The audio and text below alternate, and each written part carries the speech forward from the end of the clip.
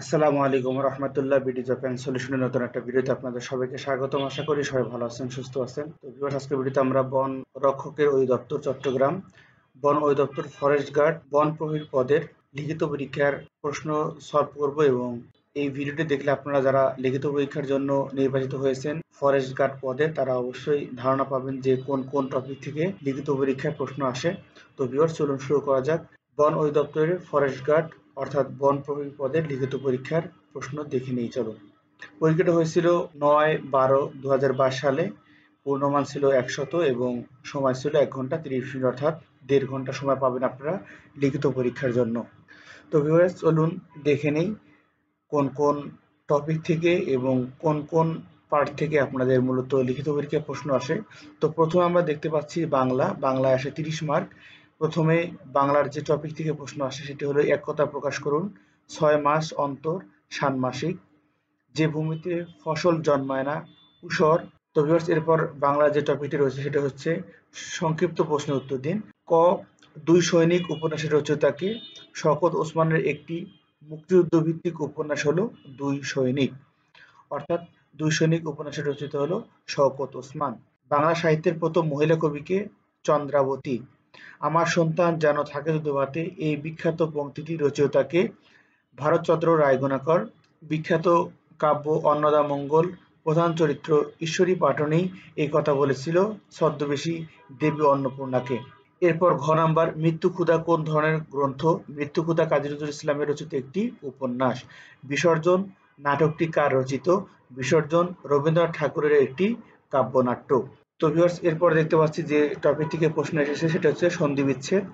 উপযুক্ত, উপযোগ, যুক্ত, মনন্তর, মনোযোগ অন্তর, কিংবদন্তি, কিম যোগ বদন্তি, নিরাকার, নি যোগ আকার, দুরাবস্থা, দু যোগ অবস্থা, দুরাবস্থা। তো এরপরে আসছে সঠিক বানান লিখুন। শিরশ্ছেদ, শিরশ্ছেদ। আপনারা অবশ্যই বানানগুলো সঠিকভাবে দেখবেন এবং আপনাদের প্রিপারেশন বই থেকে অবশ্যই এই টপিকগুলো বারবার দেখে যাবেন, কারণ এখান থেকে প্রশ্ন এসে থাকে। এবং আমার পূর্বের যে একটি ভিডিও রয়েছে লিখিত পরীক্ষার প্রিপারেশনের জন্য, অবশ্যই চাইলে সেটি দেখে নেবেন। আমি আই বাটনে সেটি দিয়ে রাখবো এবং ভিডিও ডিসক্রিপশনে আপনারা সেগুলো পেয়ে যাবেন লিঙ্কগুলো। রৌদ্রোজ্জ্বল, রৌদ্রোজ্জ্বল। টিকা টিপ্পনী, টাকা টিপ্পনী। দারিদ্রতা, দরিদ্রতা। মাহাত্ম্য, মাহাত্ম্য। এরপর বাংলা পাঠ থেকে আসবে কারক ও বিভক্তি নির্ণয়। অল্প বিদ্যা ভয়ঙ্কর, কোন কারকে কোন বিভক্তি? কর্মে শূন্য। জগতে কীর্তিমান হও সাধনায়, করণ কারকে সপ্তমী। রেখো মা দাসের মনে, কর্মে দ্বিতীয়া। বিপদে আমি না যেন করি ভয়, কর্মে সপ্তমী। তিলে তৈল হয় অপদানে সপ্তমী। এরপর রয়েছে অর্থসহ বাক্য লিখুন। তুলসী বনের বাঘ, অর্থ হলো ভণ্ড। করিমকে দেখতে সাধু বলে মনে হলে কি হবে? আসলে সে তুলসী বনের বাঘ। ঢাক ঢাক গুড়গুড়, গোপন রাখার চেষ্টা। ঢাক ঢাক গুড়গুড় করে লাভ কি? ব্যাপারটা খুলে বলে। লেফাফা দুরস্ত, বাইরের ঠাট বজায় রেখে চলেন যিনি। ঘরে যে এমন টানটানি, তা এই লেফাফা দুরস্ত লোকটি দেখে কি মনে হয়? গোমূর্খ, অতি মূর্খ। বাবা শিক্ষক হলে কি হবে? বাবা শিক্ষক হলে কি হবে? ছেলেমেয়েগুলো গোমূর্খ। গৌরচন্দ্রিকা অর্থাৎ ভূমিকা। গৌরচন্দ্রিকা বাদ দিয়ে আসল কথা বলো। তো ভিউয়ার্স, বাংলা পোর্শন শেষ। এরপর রয়েছে ইংরেজি। ৩০ মার্ক। প্রথমে আসে fill in the blank. The man was accused dash thief of thief. Populate air is detrimental dash our health to our health. He died dash cholera of cholera. The headmaster will prize dash the meeting over the meeting. We should refrain dash smoking from smoking. তো viewers, এরপর রয়েছে translation into English. Bangla থেকে translation English করতে হবে। আমার ঘড়িতে এখন 10টা বাজে। It is now 10 o'clock by my watch. জন্মভূমিকে ভালোবাসা সকলেরই উচিত। All should love motherland. মেয়েটি কাঁদতে কাঁদতে চলে গেল। The girl left crying. মুক্তিযোদ্ধারা জাতির শ্রেষ্ঠ সন্তান। Freedom fighters are the best children of the nation. দুর্নীতি করা অভিশাপ। Corruption is a curse. তো ভিউয়ার্স, এরপর রয়েছে write down the meaning and make sentence. শব্দের অর্থ করতে বলছে এবং সেন্টেন্স তৈরি করতে বলছে। কল অন, কাহারও সহিত দেখা করাকে কল অন বলা হয়। He called on me in my office. Take after, সদৃশ হওয়া। She takes after her mother. Now and then, মাঝে মাঝে। He comes here now and then.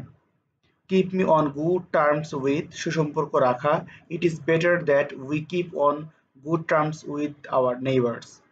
A man of words, এক কথার লোক, I am a man of words, আমি এক কথার লোক। তো ভিউয়ার্স এরপর রয়েছে ভয়েস চেঞ্জ, আপনাদের এখানে কিছু ভয়েস চেঞ্জ দেওয়া থাকবে, আপনাদেরকে সেগুলো অ্যাক্টিভ থেকে প্যাসিভ, প্যাসিভ থেকে অ্যাক্টিভ করা লাগতে পারে।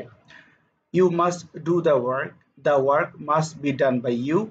Who is calling you?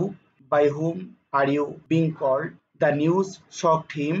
He was shocked by the news. Honey tasted sweets. Honey is sweets than it is tasted. What do you want? What is wanted by you? তো এরপর রয়েছে কিছু spelling test বা correct spelling, আপনাদের কিছু spelling দেওয়া থাকবে, সেগুলো কারেক্ট স্পেল করতে হবে। তো অ্যাকোমোডেশন, এর সঠিক উত্তর হলো accommodation. Guarantee, guarantee. Committee, committee. Millionaire, millionaire. Secretariat, secretariat. তো অবশ্যই এগুলো কিন্তু আপনারা মাস্ট বি দেখে যাবেন। এই ছিল ইংলিশ পোরশন। এরপর রয়েছে গণিত অংশ। একটি কলম 11 টাকায় বিক্রয় করলে 10% লাভ হয়, কলমটির ক্রয় মূল্য কত? এখানে সলিউশন দেওয়া রয়েছে, খুব সহজভাবে সলিউশন দেওয়া রয়েছে, আপনারা অবশ্যই এগুলো দেখলেই বুঝতে পারবেন। বর্গাকার একটি মাঠের ভিতরে চারদিকে 4 মিটার চওড়া এটি রাস্তা আছে, যদি রাস্তার ক্ষেত্রফল 1 হেক্টর হয় তবে রাস্তা বাদে মাঠের ভিতরে ক্ষেত্রফল কত? এটি কিন্তু 6-7 এর ম্যাথ থেকেই চলে আসছে, আপনারা অবশ্যই এগুলো প্রিপারেশন নিতে পারেন। তবে প্রতিটি পরীক্ষার জন্য আমি যেটি বলবো, যারা লিখিত অথবা এমসিকিউ পরীক্ষা দিতে চান, ম্যাথ পরীক্ষার জন্য কিন্তু ক্লাস 6 থেকে 10 পর্যন্ত জেনারেল ম্যাথ কমপ্লিট করলেই এনাফ আমার মনে হয়। তো ভিউয়ার্স এই প্রশ্নের অ্যান্সারটি এখানে সঠিকভাবে দেওয়া রয়েছে এবং খুবই সহজভাবে উপস্থাপন করা হয়েছে, আপনারা চাইলে একবার চোখ ঘোরালেই কিন্তু বুঝতে পারবেন এবং এই ম্যাথগুলো ভালো করে করবেন, বুঝে করবেন, যাতে করে এরকম ম্যাথ মান ভিন্ন করে আসলেও আপনারা সহজে অ্যান্সার করতে পারেন।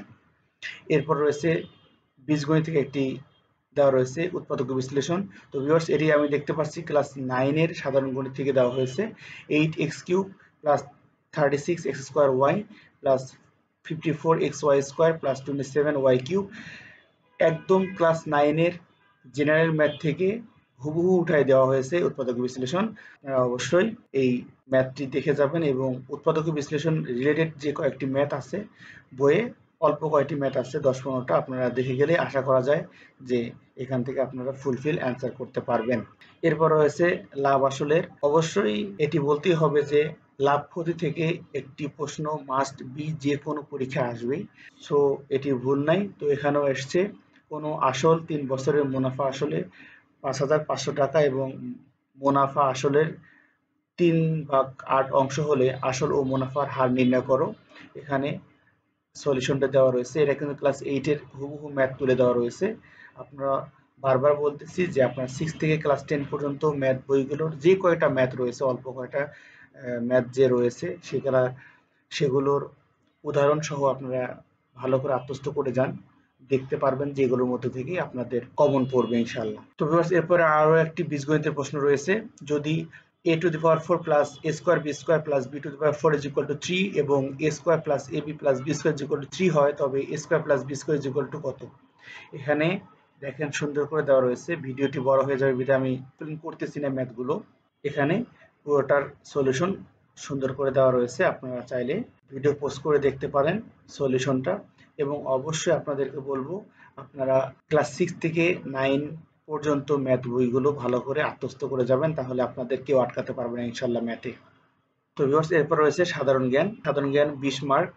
তো সাধারণ জ্ঞানটি অবশ্যই ভালো করে আমাদেরকে জানতে হবে, তবে যেহেতু আমরা ফরেস্ট ডিপার্টমেন্টে পরীক্ষা দিব অবশ্যই আমাদের ফরেস্ট রিলেটেড প্রশ্ন বেশি থাকার সম্ভাবনা রয়েছে, অবশ্যই আপনারা এইগুলো মাথায় রাখবেন। নিচের প্রশ্নগুলো উত্তর দিন। বঙ্গবন্ধু শেখ মুজিবুর রহমানকে কবে বঙ্গবন্ধু উপাধি দেওয়া হয়? 23 ফেব্রুয়ারি 1969 সালে। তবে আমি ইদানিং বলতেছি যে বঙ্গবন্ধু এবং শেখ হাসিনা রিলেটেড যে প্রশ্নগুলো রয়েছে সেগুলো আপনারা রিসিভ করবেন। কেন বলতেছি এই কথা? কারণ এগুলো থেকে এখন মোটামুটি প্রশ্ন আসবে না, তো যেহেতু খুব অল্প সময় রয়েছে প্রিপারেশনের, তো আমরা অহেতুক সময় নষ্ট করব না, এই জন্য বলা হয় যে আপনারা এগুলো স্কিপ করে যাবেন। সুন্দরবন বাংলাদেশের ও ভারতের সীমানা নির্ধারক নদী কোনটি? হারিয়াভাঙ্গা। গণপ্রজাতন্ত্রী বাংলাদেশের সর্বোচ্চ আইন কোনটি? গণপ্রজাতন্ত্রী বাংলাদেশ সংবিধান স্বাধীন ও সার্বভৌম বাংলাদেশের রাষ্ট্রের সর্বোচ্চ আইন এটি একটি লিখিত দলিল।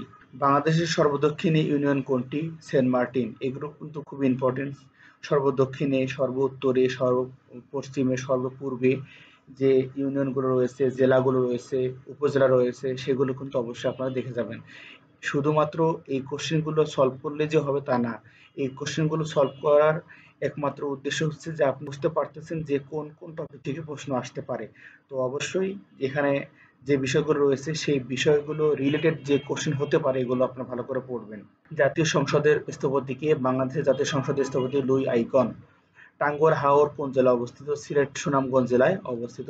রবীন্দ্রনাথ ঠাকুর আমার সোনার বাংলা কবিতাটিতে কতটি চরণ রয়েছে? 25টি চরণ রয়েছে। জলবায়ু বিষয়ক COP27 সম্মেলন কোন দেশে অনুষ্ঠিত হয়? মিশরে।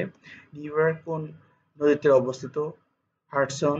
ফিফা এর সদর দপ্তর কোথায় অবস্থিত? সুইজারল্যান্ডের জুরিখ শহরে অবস্থিত।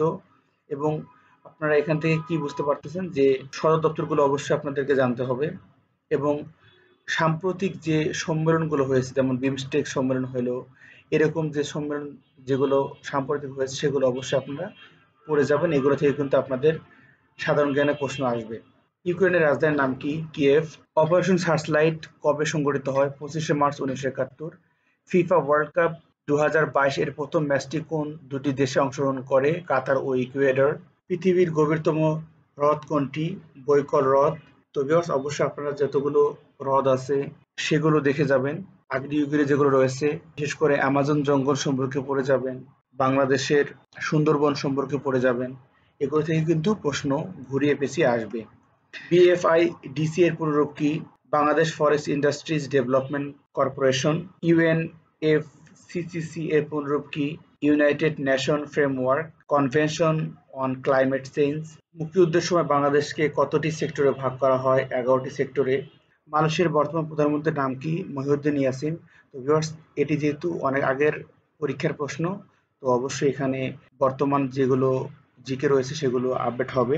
এখানে দেওয়া রয়েছে মহিউদ্দিন ইয়াসিন, তিনি কিন্তু 2021 সাল পর্যন্ত প্রধানমন্ত্রী ছিলেন, তবে বর্তমান প্রধানমন্ত্রী রয়েছেন আনোয়ার ইব্রাহিম। সুন্দরবনকে কত সালে ওয়ার্ল্ড হেরিটেজ এস্টেট এর ঘোষণা করা হয়? 1997 সালে ইউনেস্কো সুন্দরবনকে ওয়ার্ল্ড হেরিটেজ সাইট হিসেবে ঘোষণা করেন।